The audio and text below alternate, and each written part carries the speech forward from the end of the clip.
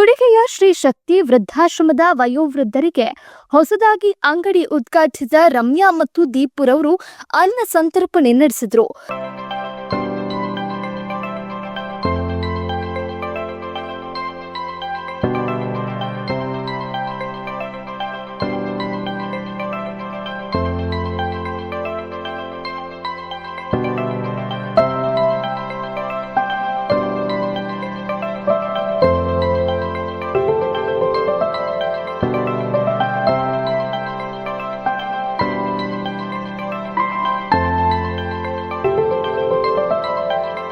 ಗುಡ್ಡೆ ಹೊಸೂರಿನಲ್ಲಿ ಹೊಸ ಅಂಗಡಿ ಉದ್ಘಾಟನೆ ಮಾಡಿದ ರಮ್ಯಾ ಮತ್ತು ದೀಪುರವರು ಆಡಂಬರದ ಕಾರ್ಯಕ್ರಮಕ್ಕೆ ಖರ್ಚು ಮಾಡುವ ಬದಲು ಕುಡಿಗೆಯ ವೃದ್ಧಾಶ್ರಮದ ಹಿರಿಯರಿಗೆ ಮಧ್ಯಾಹ್ನದ ಊಟ ನೀಡುವ ಮೂಲಕ ಸರಳವಾಗಿ ಕಾರ್ಯಕ್ರಮ ಆಚರಿಸಿದರು.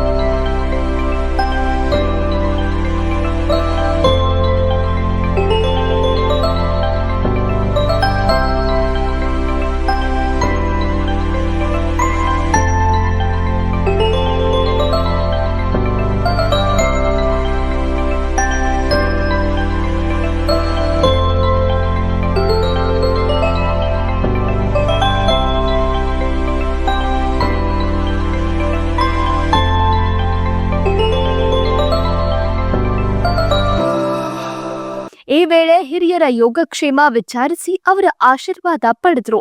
ಕಾರ್ಯಕ್ರಮದಲ್ಲಿ ಮಾತನಾಡಿದ ದೀಪು, ಮನುಷ್ಯ ಜನ್ಮ ಸಾರ್ಥಕವಾಗಬೇಕಾದ್ರೆ ಪೂರ್ವಜರು ಹಾಕಿಕೊಟ್ಟ ಒಳ್ಳೆಯ ಮಾರ್ಗದರ್ಶನದಲ್ಲಿ ನಡೆಯಬೇಕು. ಗುರು ಹಿರಿಯರನ್ನು ಗೌರವಿಸಿ ಮಾನವೀಯ ಮೌಲ್ಯಗಳನ್ನ ಮಕ್ಕಳಿಗೆ ತಿಳಿಸಿಕೊಡಬೇಕು ಎಂದು ಹೇಳಿದ್ದಾರೆ.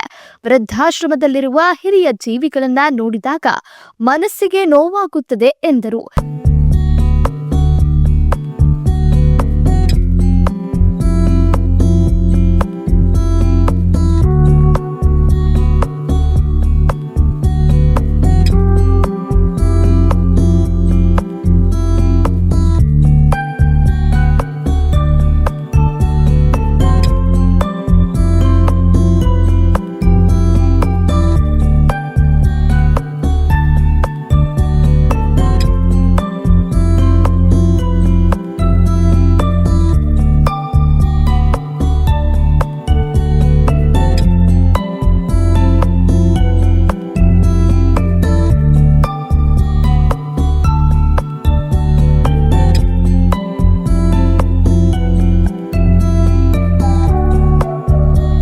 ಇದೇ ಸಂದರ್ಭದಲ್ಲಿ ಕರ್ನಾಟಕ ಕಾವಲು ಪಡೆಯ ಕೊಡಗು ಜಿಲ್ಲಾಧ್ಯಕ್ಷ ಎಂ ಕೃಷ್ಣ ಮಾತನಾಡಿ, ಪ್ರತಿಯೊಬ್ಬರೂ ತಮ್ಮ ತಂದೆ ತಾಯಿಯನ್ನ ಪ್ರೀತಿಯಿಂದ ನೋಡಿಕೊಳ್ಳುವ ಮೂಲಕ ಸಮಾಜದಲ್ಲಿ ವೃದ್ಧಾಶ್ರಮಗಳ ಸಂಖ್ಯೆ ಕಡಿಮೆಯಾಗುವಂತೆ ಮಾಡಬೇಕು ಎಂದು ಹೇಳಿದರು.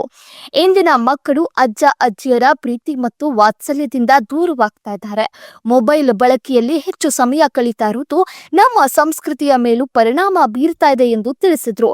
ತಂದೆ ತಾಯಿಯ ತ್ಯಾಗವನ್ನು ಮರೆಯದೆ ಮುಂದಿನ ಪೀಳಿಗೆಗೆ ಹಿರಿಯರ ಗೌರವ ಮತ್ತು ಮಾನವೀಯ ಮೌಲ್ಯಗಳನ್ನ ತಿಳಿಸಿಕೊಡಬೇಕು ಎಂದು ಕರೆ ನೀಡಿದರು.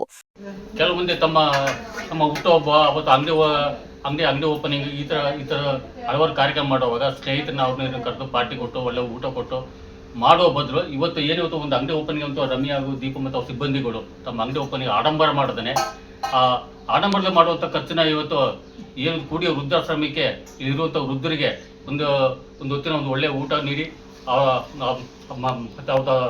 ಸಹಕಾರ ಆಶೀರ್ವಾದ ತಗೋಬೇಕಂತ ಬಂದಿದ್ದಾರೆ. ಇದಕ್ಕೂ ಇಂಥ ಒಂದು ಒಳ್ಳೆ ಕಾರ್ಯಕ್ರಮ ಮಾಡ್ತಾರೆ. ನಾನು ಅಭಿನಂದನೆ ತಿಳಿಸ್ತೀನಿ ಎಲ್ಲರಿಗೂ. ನಾನು ಮತ್ತೆ ಇನ್ನೂ ಹೆಚ್ಚು ಜನಗಳು ಏನು ತಮ್ಮಲ್ಲಿರುವಂಥ ಬೇಕಷ್ಟು ಕಾರ್ಯಕ್ರಮ ಮಾಡ್ತಾರೆ. ಆ ಕಾರ್ಯಕ್ರಮಗಳನ್ನ ವೃದ್ಧಾಶ್ರಮದಲ್ಲಿ ಮಾಡಿ ಅವ್ರ ಜೊತೆ ಪಾಲ್ಗೊಂಡು ಅವ್ರ ಆಶೀರ್ವಾದ ಪಡ್ಸೋಂತ ನಾನು ಈ ಮೂಲಕ ಕೇಳ್ಕೊಳ್ತೀನಿ ನಾನು. ಇದೇ ವೇಳೆ ಕಾರ್ಯಕ್ರಮ ಆಯೋಜಿಸಿದ ರಮ್ಯಾ ಮತ್ತು ದೀಪು ಅವರಿಗೆ ಅಭಿನಂದನೆ ಸಲ್ಲಿಸಲಾಯಿತು. ಕಾರ್ಯಕ್ರಮದಲ್ಲಿ ಕರ್ನಾಟಕ ರಕ್ಷಣಾ ವೇದಿಕೆ ಪ್ರವೀಣ್ ಶೆಟ್ಟಿ, ಬಣದ ಮಡಿಕೇರಿ ಕ್ಷೇತ್ರ ಅಧ್ಯಕ್ಷ ಆನಂದ್, ಗೀತಾ, ಅಮೃತ ಸೇರಿದಂತೆ ವೃದ್ಧಾಶ್ರಮದ ಹಿರಿಯರು ಉಪಸ್ಥಿತರಿದ್ದರು.